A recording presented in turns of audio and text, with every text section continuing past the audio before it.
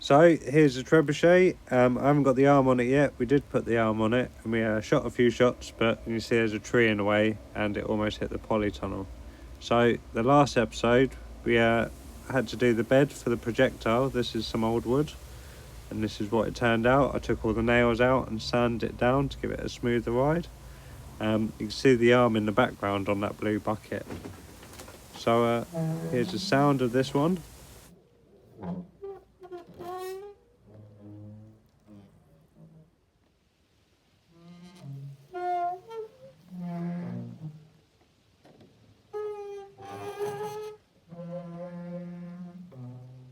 Right, here we are, another trebuchet video. We've got the trebuchet here. I'll just take you a few points over what I've done. If you look at the top, you can see those spaces by the catapult arm. Sort of give me a few problems, but it saves me going up there with a hammer every time, whacking it. And we'll just have a quick look at the quick release method. Here is the quick release method. It's not particularly safe, but it's a garden gate hook sort of thing tied to a rope, and you just give that a yank on this pin. You see this pin's already coming out. Got about 15 bricks in there. If I had any more, I can't really lift it myself. Okay, so the sling I've just sort of made out of a bit of material and just tied it. It's we have to adjust it every time we fire pretty much because it's a bit dodgy. Here's the bucket and the weight.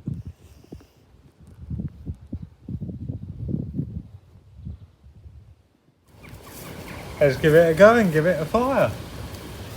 At this very moment, I had so much confidence. It worked all yesterday, why wouldn't it work today? No, it shoots back first. So let's get into the misfires until we get it sorted.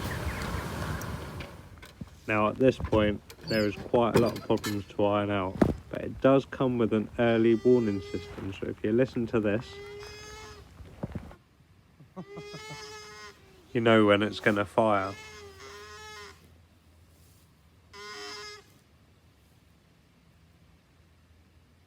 I can't even move it. Sit down. Yeah. Now at this point, I do realise if I'd grabbed the rope on the end, it would have been easier because, I mean, this is the logic of a trebuchet. But I had this thing on there, I didn't really want to break it. So, our main problem here is we didn't have a clue where the pin was going. If we would move it up more, down more, and we kept going for this for about 5-6 shots, and eventually the pin broke off. And the pin was just a screw with a smooth bit on the end, and I just cut the end off of it, the screw head off of it, and screwed it into the tip of the wood. It wants to be about 45 degrees pointing down. Now, we hadn't had any luck all day up until now.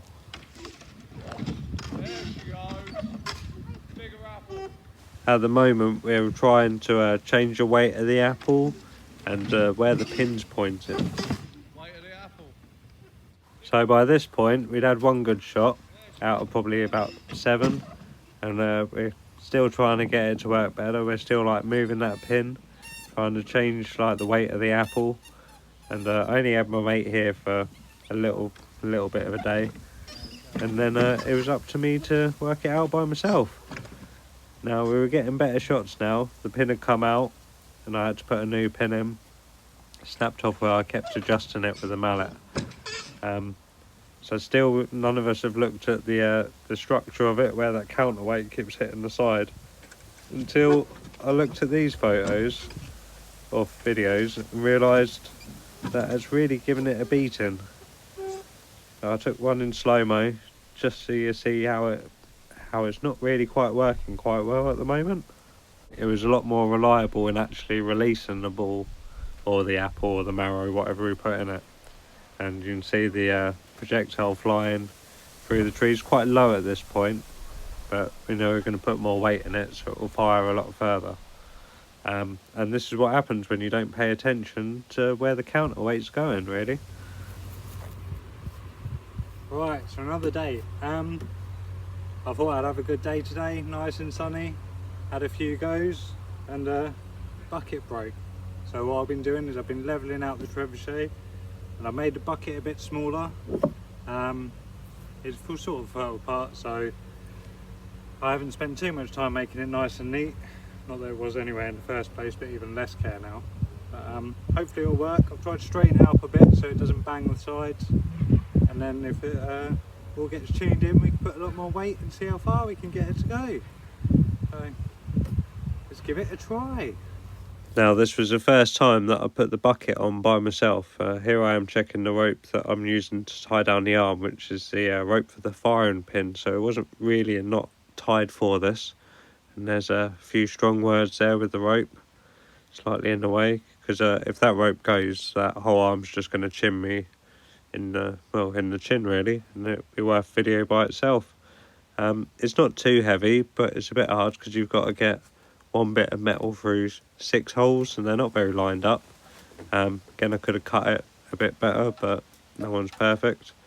It does the job, and there you go. It's ready and waiting for the next shot, really. So we've put a few bits of wood under the trebuchet to help it roll a bit better, and that way I don't get stuck, and it's also a bit more level now. Alright, I've sorted the bucket out, let's give it a go.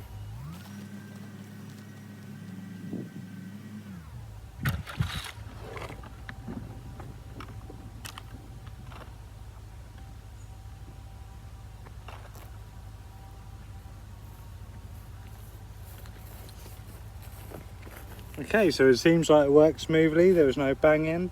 We'll have another few shots, see the angle, and see if that works. Now this was a monumental shot because this was the last misfire we've had. After this, every shot has worked. If you pay attention to the sling, the apple stays in it, hits the trebuchet, and bounces to the bottom. I did think it went in the bucket, but after seeing it again, it hits the bottom. So after this, what we've done is we'd sorted out the sling ropes, because if you look, there's a couple of knots on there, and that was just to get the length of it. But we've seemed to have sorted that out now.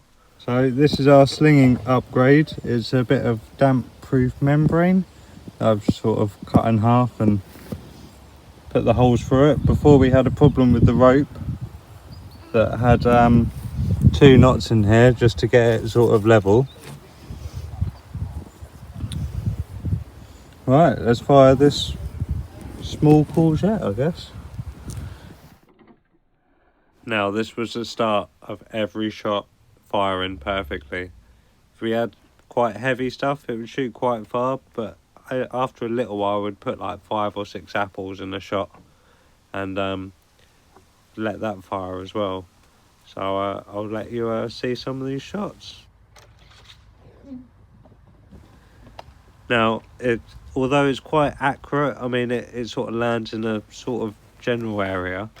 I was going to try and stand under where it was landed and try and get some footage from that.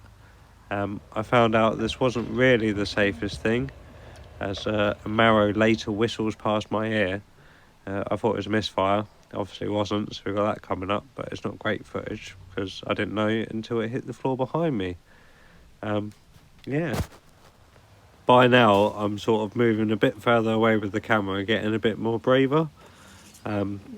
So they're flying over me at the moment, like when I'm taking these, or I'm leaving the camera down there and running backwards and forwards, but I don't really want the apple to hit me.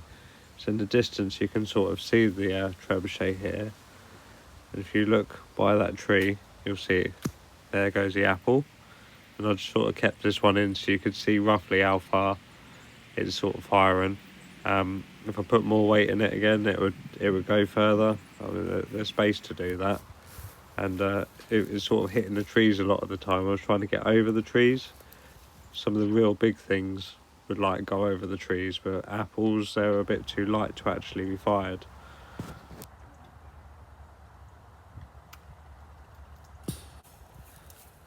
Well, I lost that one.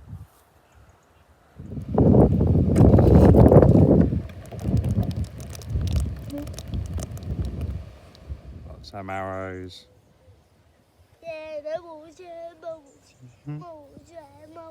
When you're ready. Now, the good thing about marrows is they're easy to see, like when they're in the air. When you're ready. So this is a bit better footage, although we didn't have that many marrows. We fired them all, and depending on if they were quite round ones, quite stubby ones, or if they were like long bent ones, really did change the dramatic of the flight. If they were really bent, then they sort of went all over the place. But the furthest thing we threw was like quite a stout sort of marrow. And this day is when we started putting more than just one thing fire in it. So when you start putting 2 things or 3 things in the sling, they won't fire as far, but it looks quite epic when they spread out and they hit all over the place.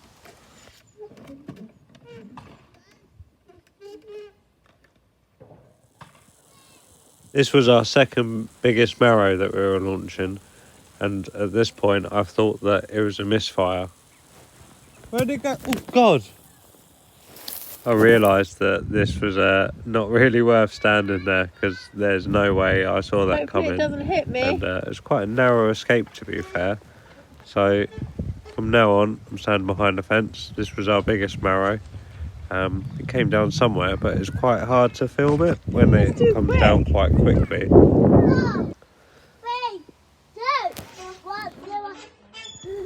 Okay, so we've got to the end of the next day, and we're just trying to use up the apples now. So we're putting like 5, 6, 7 apples in the sling at once.